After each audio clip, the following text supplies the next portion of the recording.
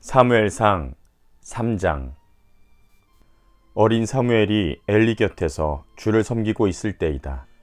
그때에는 주께서 말씀을 해주시는 일이 드물었고 환상도 자주 나타나지 않았다. 어느 날 밤 엘리가 잠자리에 누워 있을 때이다. 그는 이미 눈이 어두워져서 잘 볼 수가 없었다. 사무엘은 하나님의 궤가 있는 주의 성전에서 잠자리에 누워 있었다. 이른 새벽 하나님의 등불이 아직 환하게 밝혀져 있을 때에 주께서 사무엘아, 사무엘아 하고 부르셨다. 그는 제가 여기 있습니다 하고 대답하고서 곧 엘리에게 달려가서 부르셨습니까? 제가 여기 왔습니다 하고 말하였다. 그러나 엘리는 나는 너를 부르지 않았다. 도로 가서 누워라 하고 말하였다. 사무엘이 다시 가서 누웠다. 주께서 다시 사무엘아 하고 부르셨다. 사무엘이 일어나 엘리에게 가서 부르셨습니까? 제가 여기 왔습니다 하고 말하였다. 그러나 엘리는 얘야, 나는 너를 부르지 않았다. 도로 가서 누워라 하고 말하였다. 이때까지 사무엘은 주를 알지 못하였고 주의 말씀이 그에게 나타난 적도 없었다. 주께서 사무엘을 3번째 부르셨다. 사무엘이 일어나 엘리에게 가서 부르셨습니까? 제가 여기 왔습니다 하고 말하였다. 그제야 엘리는 주께서 그 소년을 부르신다는 것을 깨닫고 사무엘에게 일러주었다. 가서 누워 있거라. 누가 너를 부르거든 주님 말씀하십시오. 주의 종이 듣고 있습니다 하고 대답하여라. 사무엘이 자리로 돌아가서 누웠다. 그런 뒤에 주께서 다시 찾아와 곁에 서서 조금 전처럼 사무엘아, 사무엘아 하고 부르셨다. 사무엘은 말씀하십시오. 주님의 종이 듣고 있습니다 하고 대답하였다. 주께서 사무엘에게 말씀하셨다. 내가 이제 이스라엘에서 어떤 일을 하려고 한다. 그것을 듣는 사람마다 무서워서 귀까지 멍멍해질 것이다. 때가 오면 내가 엘리의 집을 두고 말한 모든 것을 처음부터 끝까지 다 이루겠다. 엘리는 자기의 아들들이 스스로 저주받은 일을 하는 줄 알면서도 자식들을 책망하지 않았다. 그 죄를 그는 이미 알고 있다. 그래서 나는 그의 집을 심판하여 영영 없애버리겠다고 그에게 알려주었다. 그러므로 나는 엘리의 집을 두고 맹세한다. 엘리의 집 죄악은 재물이나 예물로도 영영 씻지 못할 것이다. 사무엘은 아침이 밝을 때까지 누워있다가 주의 집 문들을 열었다. 그러나 사무엘은 자기가 환상으로 보고 들은 것을 엘리에게 알리기를 두려워하였다. 엘리가 사무엘을 불렀다. 그는 내 아들 사무엘아 하고 불렀다. 예, 제가 여기에 있습니다 하고 사무엘이 대답하였다. 엘리가 물었다. 주께서 너에게 무슨 말씀을 하시더냐? 나에게 아무것도 숨기지 말아라. 주께서 너에게 하신 말씀 가운데서 한마디라도 나에게 숨기면 하나님이 너에게 심한 벌을 내리고 또 내리실 것이다. 사무엘은 그에게 하나도 숨기지 않고 모든 것을 말하였다. 엘리가 말하였다. 그분은 주님이시다. 그분께서는 뜻하신 대로 하실 것이다. 사무엘이 자랄 때에 주께서 그와 함께 계셔서 사무엘이 한 말이 하나도 어긋나지 않고 다 이루어지게 하셨다. 그리하여 단에서 브엘세바까지 온 이스라엘은 사무엘이 주께서 세우신 예언자임을 알게 되었다. 주께서는 실로에서 계속하여 자신을 나타내셨다. 거기에서 주께서는 사무엘에게 나타나셔서 말씀하셨다. 사무엘상 4장. 사무엘이 말을 하면 온 이스라엘이 귀를 기울여 들었다. 그 무렵에 블레셋 사람이 이스라엘을 치려고 모여들었다. 이스라엘 사람은 블레셋 사람과 싸우려고 나가서 에벤에셀에 진을 쳤고 블레셋 사람은 아벡에 진을 쳤다. 블레셋 사람이 전열을 갖추고 이스라엘 사람을 치자 치열한 싸움이 벌어졌다. 이스라엘은 이 싸움에서 블레셋에게 졌고 그 벌판에서 죽은 이스라엘 사람은 4,000명쯤 되었다. 이스라엘의 패잔병들이 진으로 돌아왔을 때에 장로들이 말하였다. 주께서 오늘 우리가 블레셋 사람에게 지도록 하신 까닭이 무엇이겠느냐? 실로에 가서 주의 언약궤를 우리에게로 모셔다가 우리 한가운데에 있게 하여 우리를 원수의 손에서 구하여 주시도록 하자. 그래서 이스라엘 백성이 실로로 사람들을 보냈다. 그들이 거기 그룹들 사이에 앉아 계시는 만군의 주의 언약궤를 메고 왔다. 하나님의 언약궤를 가져올 때에 엘리의 두 아들 홈니와 비느하스도 함께 왔다. 주의 언약궤가 진으로 들어올 때에 모든 이스라엘 백성이 땅이 진동할 정도로 크게 환호성을 올렸다. 블레셋 사람이 그 환호하는 소리를 듣고 저 히브리 사람의 진에서 저렇게 환호하는 소리가 들리는 까닭이 무엇이냐 하고 묻다가 주의 궤가 진에 들어갔기 때문이라는 것을 알았다. 블레셋 사람이 두려워하면서 말하였다. 이스라엘 진에 그들의 신이 들어갔다. 그래서 그들은 외쳤다. 이제 우리에게 화가 미쳤다. 일찍이 이런 일이 없었다. 우리에게 화가 미쳤는데 누가 저 강력한 신의 손에서 우리를 건질 수가 있겠느냐. 그 신들은 광야에서 온갖 재앙으로 이집트 사람을 쳐서 죽게 한 신들이다. 블레셋 사람들아, 대장부답게 힘을 내어라. 그렇지 않으면 히브리 사람이 우리의 종이 되었던 것처럼 우리가 그들의 종이 될 것이다. 너희는 대장부답게 나가서 싸워라. 그런 다음에 블레셋 사람이 전투에 임하니 이스라엘이 져서 제각기 자기 장막으로 달아났다. 이스라엘은 이때에 아주 크게 져서 보병 3만 명이 죽었다. 하나님의 궤를 빼앗겼고 엘리의 두 아들 홈니와 비느하스도 이때 전사하였다.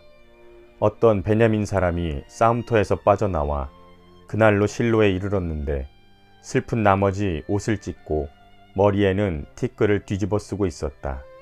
그 사람이 왔을 때에 엘리는 길가 의자에 앉아서 길을 내다보면서 마음속으로 하나님의 궤를 걱정하고 있었다. 그 사람이 성읍에 이르러서 소식을 전하니 온 성읍이 두려워하며 슬피 울부짖었다. 엘리가 그 울부짖는 소리를 듣고 물었다. 저 소리가 무슨 소리냐? 그 사람이 급히 달려와서 엘리에게 소식을 전하였다. 그 무렵 엘리는 98살 된 노인으로서 눈이 어두워져서 앞을 거의 볼 수 없었다. 그 사람이 엘리에게 말하였다. 저는 전쟁터에서 도망쳐 나온 사람입니다. 전쟁터에서 오늘 도망쳐 오는 길입니다. 엘리가 물었다. 젊은이, 무슨 일이 일어났소? 소식을 전하는 그 사람이 대답하였다. 이스라엘 백성은 블레셋 사람 앞에서 도망쳤고 백성 가운데는 죽은 사람이 매우 많습니다. 제사장님의 두 아들 홈니와 비느하스도 전사하였고 하나님의 궤는 빼앗겼습니다. 그가 하나님의 궤에 대한 소식을 전할 때에 엘리는 앉아있던 의자에서 뒤로 넘어져 문 곁으로 쓰러져서 목이 부러져 죽었다. 늙은 데다가 몸까지 무거웠기 때문이다. 그는 40해 동안 이스라엘의 사사로 있었다.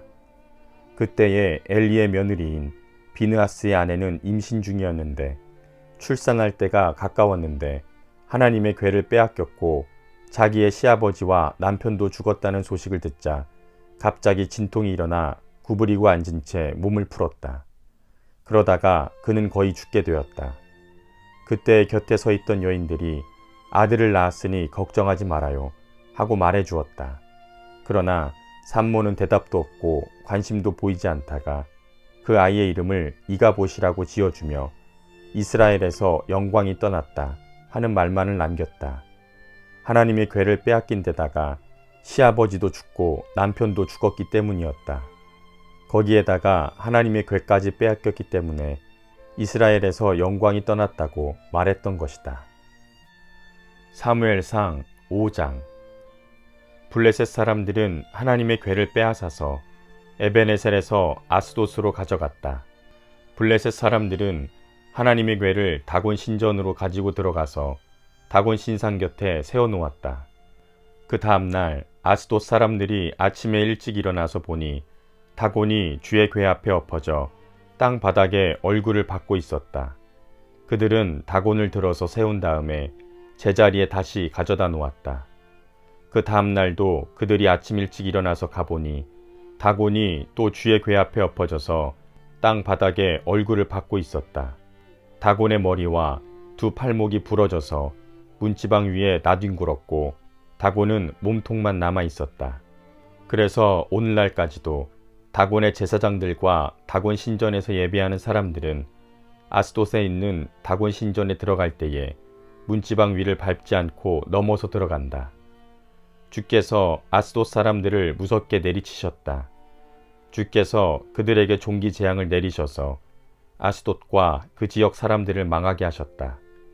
아스돗 사람들이 이것을 보고 이스라엘의 신이 우리와 우리의 신 다곤을 무섭게 내리치니 그 신의 궤를 우리가 있는 곳에 두어서는 안 되겠다 하고 말하면서 사람을 보내어 블레셋 통치자들을 모두 불러 모아놓고 이스라엘 신의 궤를 어떻게 해야 좋을지를 물었다. 블레셋 통치자들이 이스라엘 신의 궤를 가드로 옮기자고 하였으므로 아스돗 사람들은 이스라엘 신의 궤를 가드로 옮겼다. 아스돗 사람들이 그 궤를 가드로 옮긴 뒤에 주께서 또 그 성읍을 내리쳐서 사람들이 큰 혼란에 빠졌다. 주께서 그 성읍의 사람들을 어린아이나 노인이나 할 것 없이 모두 쳐서 종기가 생기게 하셨다. 그러자 그들이 하나님의 궤를 에그론으로 보냈다. 그러나 하나님의 궤가 에그론에 이르렀을 때에 에그론 주민들은 아스돗 사람들이 이스라엘 신의 궤를 우리에게로 가져와서 우리와 우리 백성을 죽이려고 한다 하면서 울부짖었다. 그래서 그들은 또 사람들을 보내어 블레셋 통치자들을 모두 불러 모아놓고 이스라엘의 신의 궤를 돌려보내어 그 있던 자리로 돌아가게 하고 우리와 우리 백성이 죽지 않게 해주시오 하고 요청하였다. 하나님이 거기에서 그들을 그렇게 무섭게 내리치셨기 때문에 온 성읍 사람들이 죽을 지경에 이르러 큰 혼란에 빠졌다. 죽지 않은 사람들은 종기가 생겨서 온 성읍에 비명소리가 하늘에 사무쳤다. 사무엘상 6장. 주의 궤가 블레셋 사람의 지역에 머무른 지 7달이 되었을 때의 일이다. 블레셋 사람들이 제사장들과 점쟁이들을 불러놓고 물었다. 우리가 주의 궤를 어떻게 해야 좋겠습니까? 우리가 그것을 어떤 방법으로 제자리에 돌려보내야 하는지 알려주십시오. 그들이 대답하였다. 이스라엘 신의 궤를 돌려보낼 때 그냥 보내서는 안 됩니다. 반드시 그 신에게 소 건제물을 바쳐야 합니다.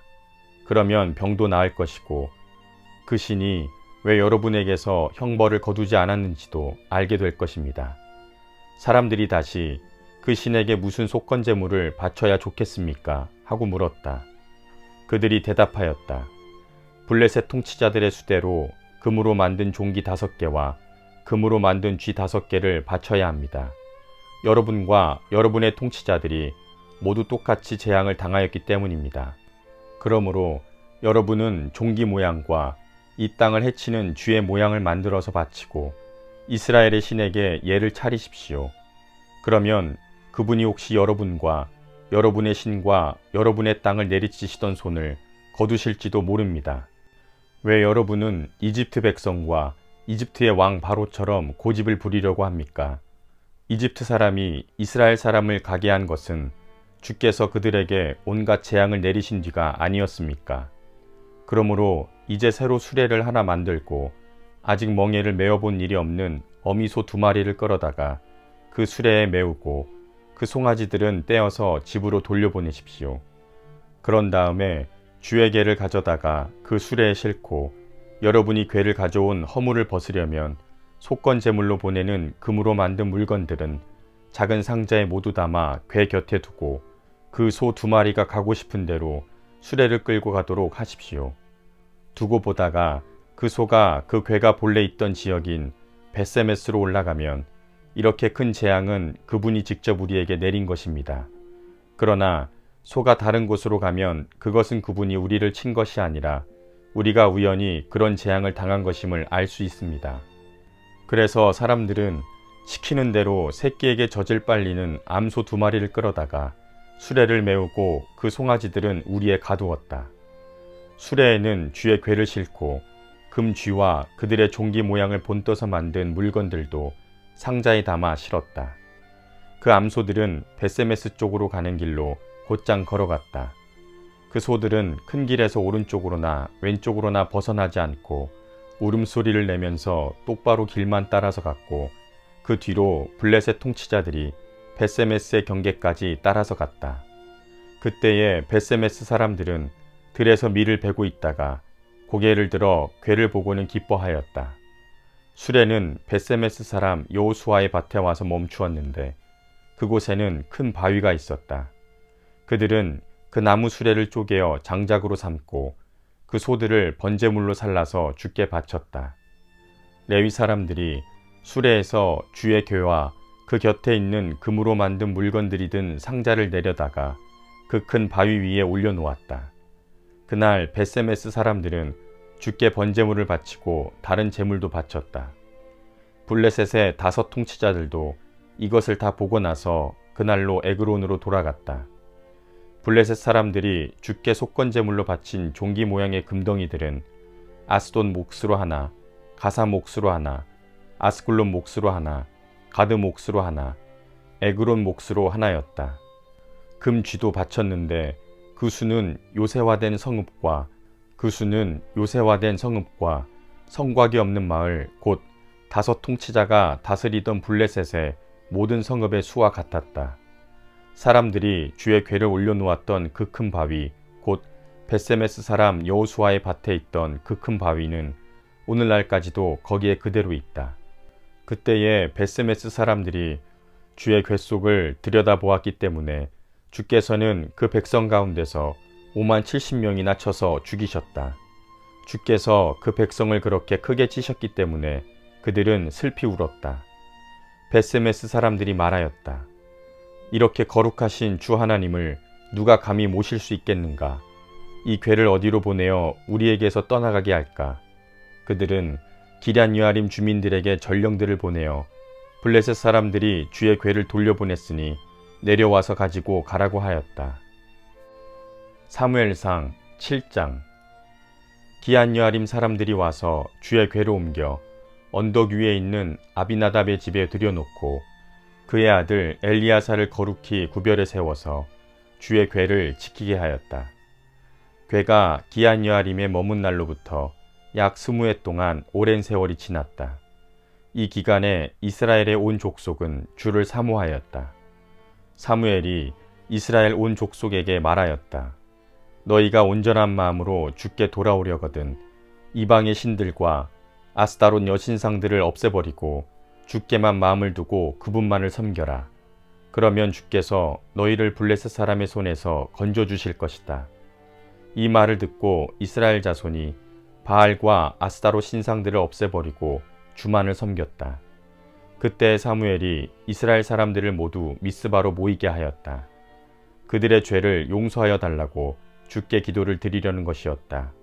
그들은 미스바에 모여서 물을 길어다가 그것을 제물로 삼아 주 앞에 쏟아붓고 그날 종일 금식하였다.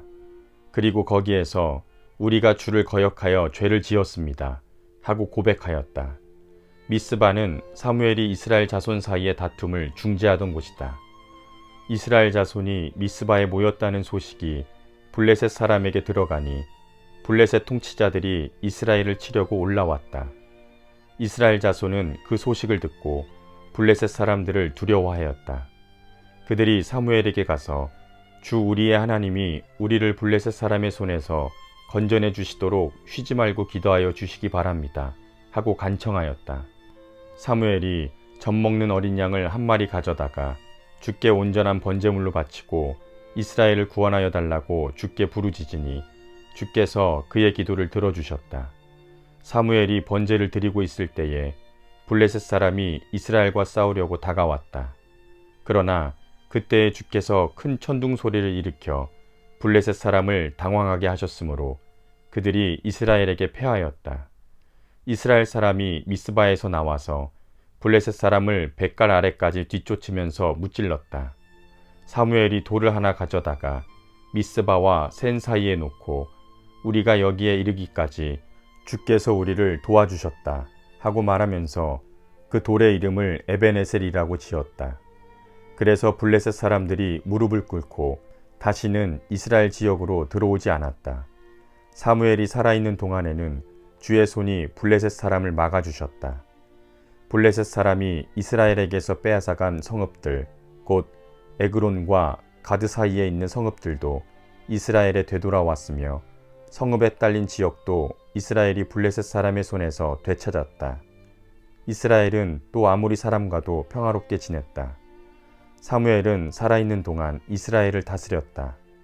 그는 해마다 베델과 길갈과 미스바 지역을 돌면서 그 모든 곳에서 이스라엘 사람 사이의 분쟁을 중재하였다.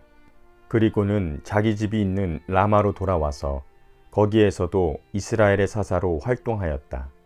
그는 라마에 주의 제단을 쌓았다. 사무엘상 8장.